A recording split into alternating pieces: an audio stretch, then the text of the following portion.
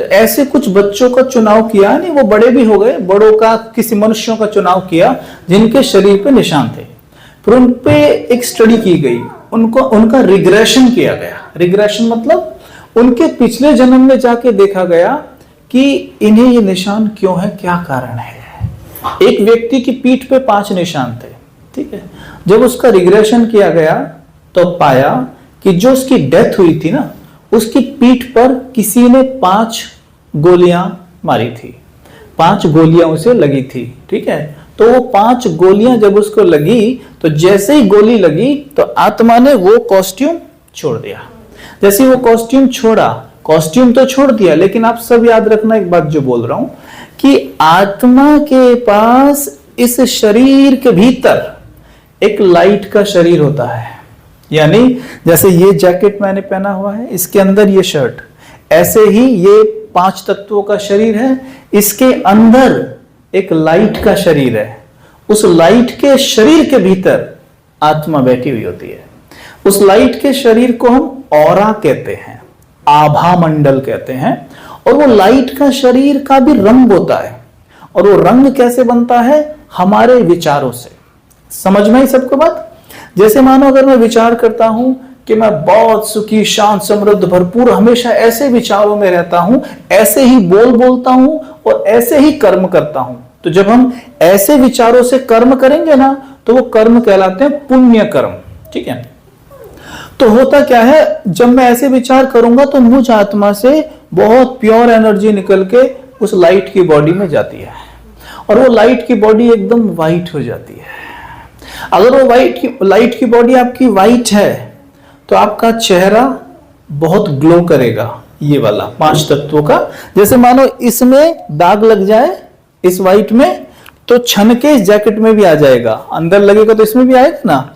ऐसी लाइट की बॉडी आपकी जैसी है, वैसा ही आपका ये 5 तत्वों का देह भी होता है, ठीक है। तो आप जितने प्योर शुद्ध विचार करेंगे, आपकी लाइट की बॉडी उतनी ही वाइट होती जाएगी। और जितने नेगेटिव विचार करेंगे, नकारात्मक सोचेंगे, बोलेंगे, करेंगे, तो आपकी लाइट की बॉडी काली होती जाएगी। देखते नहीं बहुत से लोगों का चेहरा कैसा लगता है दिखने से, है ना, कि जैसे बहुत गुस्सेल है, ये तो बहुत लड़ाकू टाइप दिखता है, डरावना दिखता है ना। अब आप सब देखो अपना चेहरा, सब देखो अपना चेहरा, और याद करो जब हम छोटे छोटे थे तो हमारा चेहरा कैसा था। 2 साल के थे, 3 साल के थे, कैसा चेहरा था। कोई भी गाल पकड़ के खींचे बिना रह नहीं पाता था। क्या कहता, ले ले कितना क्यूट बच्चा, पा ना। अरे अभी डरते हैं लोग पास बैठते हुए भी, तो क्या है ये। तो इतने सारे नेगेटिव विचार, नेगेटिव बोल और नकारात्मक कर्म कर चुके हैं कि चेहरे का वो भोलापन उड़ गया, वो मासूमियत उड़ गई, समझे। और चेहरा कैसा हो गया, कैसा हो गया, काला भी हो गया, उतर भी गया, थोड़ा डरावना भी हो गया, गुस्सेल हो गया, ईर्ष्यालु वाला, ईर्ष्या बहुतों से की, किसी पे गुस्सा किया, किसी के लिए नफरत रखी, वो सब यहाँ दिखाई देता है, समझे। तो वो जो स्टडी हुई जिसको 5 निशान थे, उसकी पिछले जन्म में 5 गोलियां लगने से डेथ हुई। तो जैसे ही आत्मा ने शरीर छोड़ा तो वो लाइट के शरीर सहित बाहर आई, ठीक है। लाइट के शरीर सहित बाहर आती है, और जैसे बाहर आएगी तो आपको क्या लगता है कि वो शरीर छोड़ते ही चुप हो जाएगी? नहीं, वो आत्मा निरंतर चिल्लाती और रोती रहती है। क्या कहती है? हाय मेरी पीठ, हाय मेरी पीठ। तो वो अपने पीठ के दर्द को रोती रहती है, और इससे क्या होता है, आत्मा से नेगेटिव ऊर्जा निकलती है। और क्योंकि वो पीठ के लिए रो रही थी ना, तो वो जो लाइट की पीठ है ना उसके पास, लाइट की पीठ, उसमें काले दाग बन जाते हैं उसी जगह पर। फिर वो आत्मा उस लाइट के शरीर सहित मां के गर्भ में जाके बैठ जाती है, यानी नया मां का गर्भ। जब वो वहां जाके बैठती है, वहां भी वो शांत नहीं होती। क्यों? क्योंकि वो आत्मा को ये ज्ञान नहीं रहता कि मैं नए शरीर में आ गई हूं ना, वो उस शरीर को भूल नहीं पाती जिसे छोड़ के आई है, ठीक है। और वो उस मां से भी अटैच नहीं होती जिसके गर्भ में जाके बैठी है, उससे उसे कोई अटैचमेंट नहीं है अभी कि मेरी मां है, कुछ नहीं है उसको, वो बिल्कुल उससे डिटैच है। इसलिए क्या होता है, जितना आत्मा डिटैच रहती है ना, उसकी कैचिंग पावर बहुत ज्यादा बढ़ जाती है, समझे? आत्मा की कैचिंग पावर बहुत ज्यादा बड़ी हुई होती है। इसलिए कहावत भी है ना आपके यहाँ, सबके यहाँ, कि जब किसी की डेथ हो, जब किसी ने शरीर छोड़ दिया हो, उसके बारे में अच्छा बोलना चाहिए, कहते हैं ना। और अच्छा बोलते भी हैं। क्यों बोलते हैं? क्योंकि वो आत्मा बहुत तेजी से उन बातों को पकड़ती है, कैच कर लेती है, कैचिंग पावर बढ़ जाती है ना, तो वो उसके पास वो वाइब्रेशन जाते हैं।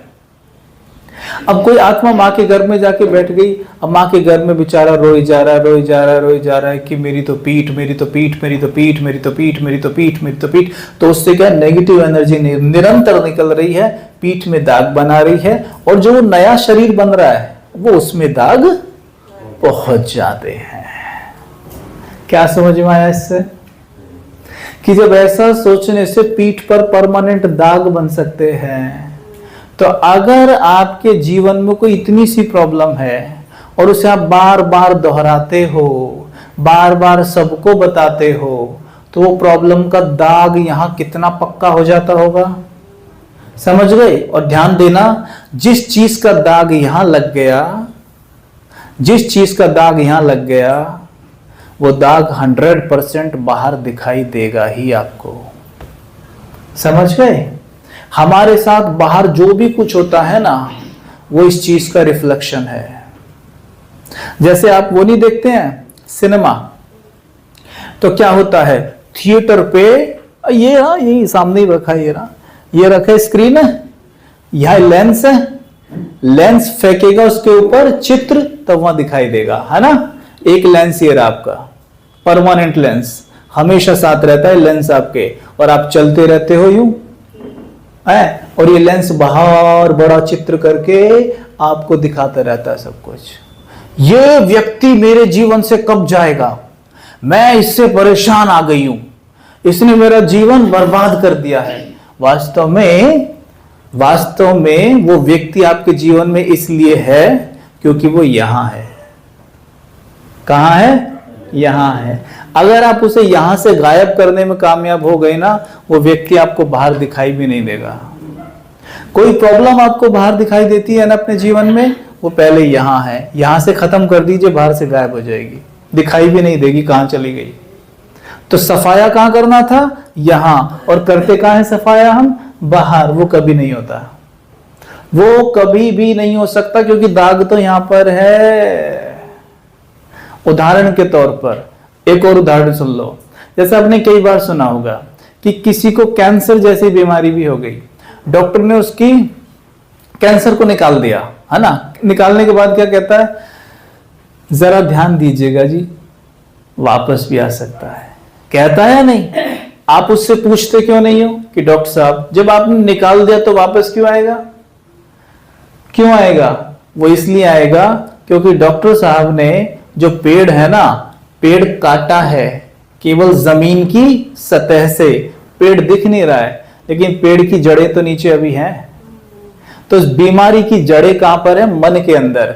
तन से निकाल दिया, लेकिन मन के अंदर तो जड़ें हैं ना अभी, और वो जड़ें जाती हैं मेडिटेशन से। जब राजयोग मेडिटेशन करते हैं तो वो जड़ें निकल जाती हैं। ध्यान से सुनना जो बोल रहा हूं, जड़ें कैसे निकलती हैं। देखो, आत्मा का ज्ञान आपको मिल रहा है कि मैं एक आत्मा हूं, ठीक है। आत्मा में वो जड़ है। आत्मा कैसी होती है दिखने में? जैसे आकाश में सितारा चमकता है, ठीक वैसी ही आत्मा दिखाई देती है, और वो यहां बैठी हुई होती है। आपको आत्मा का ज्ञान जैसे ही मिला, ध्यान देना सभी मेरी बात पर, ध्यान से सुन लो सभी।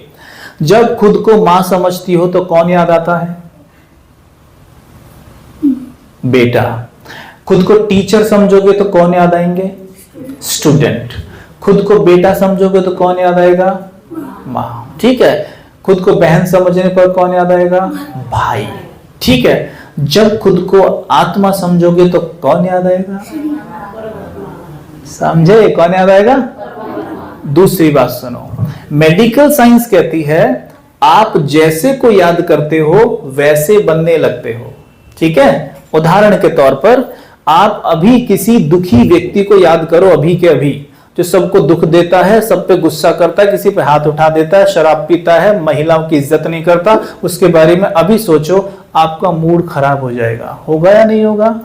जैसे को याद किया वैसे बन गए। अब ऐसे व्यक्ति को याद करो जो सबकी मदद करता है, सबको आगे बढ़ाता है, बहुत प्यारा, बड़ा मीठा है। चेहरा कैसा हो गया? और वो कैसा है? वो परमात्मा, क्या कहते हैं उसके बारे में? वो तो प्यार का सागर है, प्यार का नाला भी नहीं है, वो पार का, शांति का, आनंद का। अगर उसे हम याद करेंगे तो हमारा चेहरा कैसा हो जाएगा? क्यों हो जाएगा? क्योंकि उसका प्रकाश आत्मा के ऊपर पड़ेगा और प्रकाश पड़ते ही आत्मा की धुलाई हो जाएगी। समझे? जिसे दूसरे शब्दों में कई बार कहते भी नहीं हो कि मेरे ना बच्चे को भाई साहब नजर लग गई, फलाने बाबा जी से नजर उतरवा के लाई, कहते हो ना। मतलब क्या था ये कि बच्चे को नेगेटिव एनर्जी, मतलब नकारात्मकता ने उसके मन को घेर लिया। मैं बाबा जी के पास लेके गई क्योंकि बाबा जी थोड़ी तपस्या करते हैं तो उनके पास शुद्धता है, तो महाराज जी ने थोड़ा उनके साथ बैठे और थोड़ा एक दो मंत्र पढ़े, बच्चे की नजर उतर गई। वो काम आप खुद भी कर सकते हो, किंतु हमें ऐसा लगता है जी हम कहाँ, क्योंकि हम तो दिन भर गाली गलौज वैसी बातों में ज्यादा रहते हैं। फिर सास भी, कभी बहू भी तो देखना पड़ता है भाई साहब, नजर कैसे उतरेगी है, तो वो सब में हम काफी बिजी रहते हैं, तो नजर कैसे उतरेगी। तो ये बात है, समझ में आ रहा है? अब आगे फिर से वहीं पे आओ। तो जैसे हम परमात्मा को याद करते हैं, तो परमात्मा पता है कैसे है? जैसे सूर्य है, सूर्य का प्रकाश आ रहा है ना, सूर्य का प्रकाश आ रहा है, लेकिन अगर आप कमरे के अंदर बैठे होगे तो आपको प्रकाश मिलेगा उनका? नहीं मिलेगा। लॉ क्या है? आप कमरे से बाहर आओ तो आपको प्रकाश मिलेगा। वैसे ही ज्ञान सूर्य है परमात्मा, परमात्मा को ज्ञान सूर्य भी कहते हैं। मतलब वो सूर्य की तरह परलोक में, परम धाम में चमकते हैं, ठीक है। उनका प्रकाश निरंतर आ रहा है, लेकिन उसे याद करने के लिए, उससे वो शक्ति लेने के लिए, उसकी धूप लेने के लिए आपको इस शरीर रूपी कमरे से बाहर निकलना होगा। मतलब ये संकल्प करें बस कि मैं ये शरीर नहीं, मैं एक आत्मा हूं, तो उसी वक्त समझ लीजिए कि आप इस कमरे से बाहर हो अभी, तो तुरंत आपको परमात्मा की किरणें मिलने लग जाएंगी। और राजयोग में क्या सिखाया जाता है कि आप कैसे उसके ऊपर ज्यादा देर तक एकाग्र रह सकते हैं, ठीक है, कैसे उसके ऊपर ज्यादा देर तक एकाग्र रह सकते हैं, यह राजयोग में सिखाया जाता है। जैसे अभी मैं आपको बोलूं, आप में से गुलाब जामुन किस किस को अच्छी लगती है?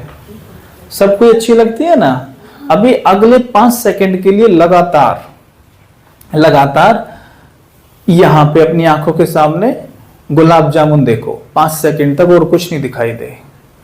1 2 3 4 5 दिखाई दी गुलाब जामुन? 5 सेकंड तक रोक पाए, है ना। इसको क्या कहते हैं? एकाग्रता। 5 सेकंड किया, है ना। वैसे ही हमें परमात्मा पर मन को ज्यादा से ज्यादा देर एकाग्र करने की प्रैक्टिस बढ़ानी है। मैं बताऊं आपको, अगर आप परमात्मा पे निरंतर 1 मिनट भी एकाग्र होने की कला सीख गए ना, तो विदिन 21 डेज आपको यह अनुभव होगा कि जैसे आत्मा की गहराई में, अंदर गहराई में जो भी नेगेटिविटी या जो भी बीमारी की जड़ें थी, सब धो गई, सब धो गई।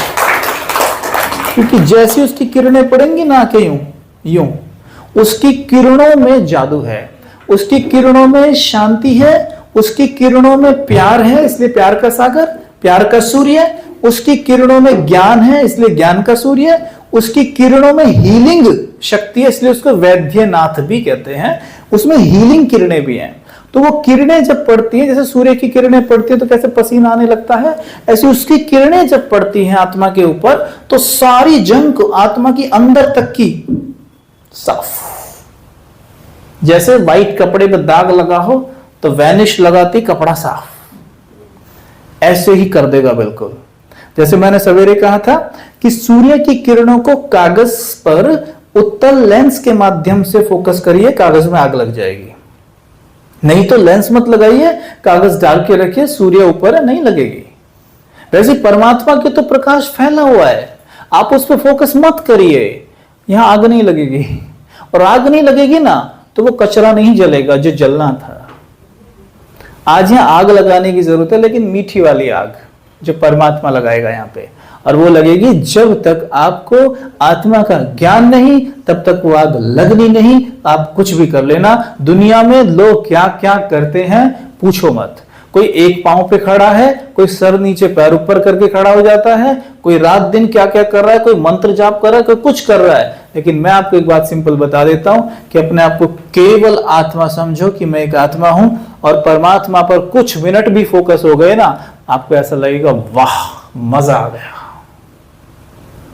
ठीक है। अब जैसे उदाहरण मैं आपको दे दूं कि जैसे उस पर फोकस होते हैं ना, आपके अवचेतन मन की शक्ति बहुत ज्यादा बढ़ जाती है, क्योंकि आत्मा के अंदर ही अवचेतन मन है।